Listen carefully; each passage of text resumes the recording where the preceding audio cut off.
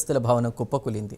శిథిలాల కింద చిక్కుకున్న పలువురిని రక్షించేందుకు సహాయక కార్యక్రమాలు కొనసాగుతున్నాయి. ఘటనా ప్రాంతంలో ఇళ్లను చాలా ఇరుకుగా నిర్మించడం వల్ల ఈ ప్రమాదం జరిగినట్లు తెలుస్తోంది.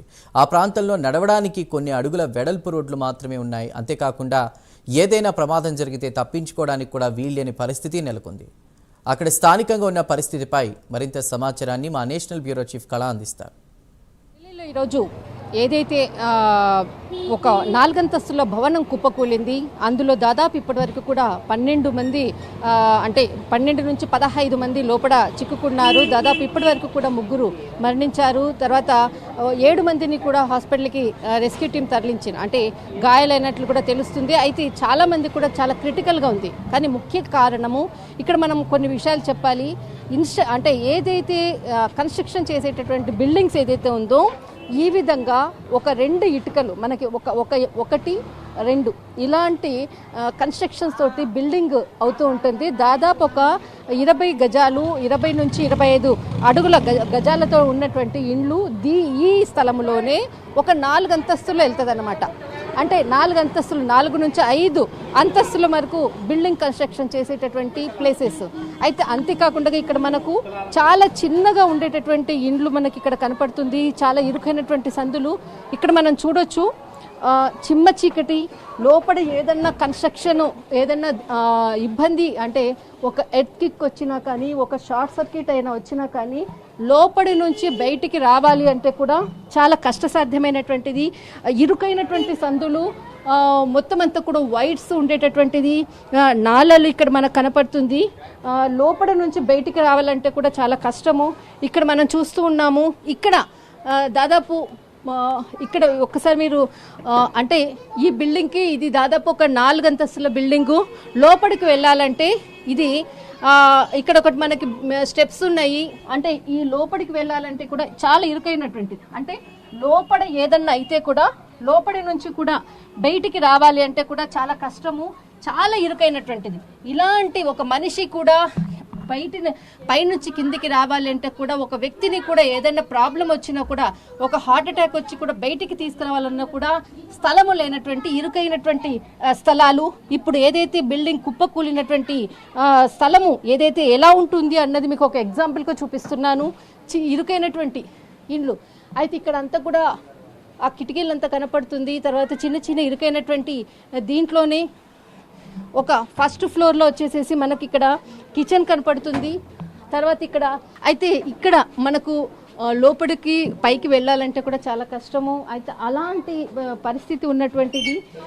ఇక్కడ బిల్డింగ్ కన్స్ట్రక్షన్ సరిగా లేదు.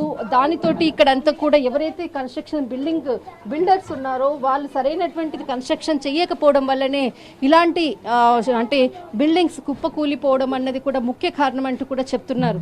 ఇరుకైనటువంటి సందులు దాదాపు ఇక్కడ 2 లక్షల నుంచి 3 లక్షల మంది నివసించేటటువంటి ప్రజలు అందరూ కూడా చిన్న పనులు చేసుకుని బ్రతికేటటువంటి వాళ్ళు. ఇక్కడ దాదాపు ఇక్కడ ప్రతి ఒక్కరిని అడిగినా కూడా 7 సంవత్సరాలైంది 8 సంవత్సరాలైంది ఈ బిల్డింగ్స్ అంతటిని కూడా కట్టి కూడా.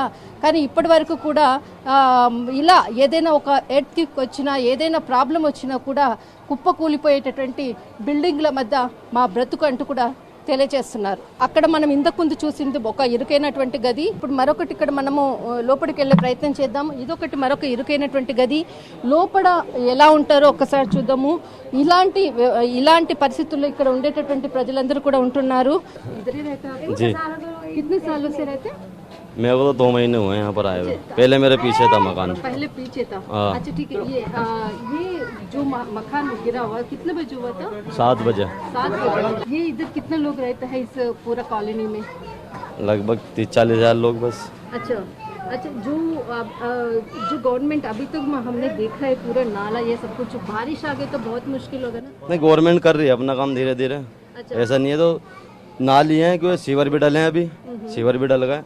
लगभग ज्यादातर डल गए सीवर. बारिश के टाइम नहीं नहीं कोई दिक्कत नहीं है. पानी तो भरता है, सब जगह भरता है, अच्छी जगह भर जाता है. ये तो कॉलोनी है फिर भी. अच्छा ठीक है. इधर तो कोई मतलब प्रॉब्लम्स तो नहीं है कॉलोनी में? कुछ प्रॉब्लम तो नहीं है? नहीं कोई प्रॉब्लम नहीं है, सब ठीक है, कोई प्रॉब्लम नहीं है.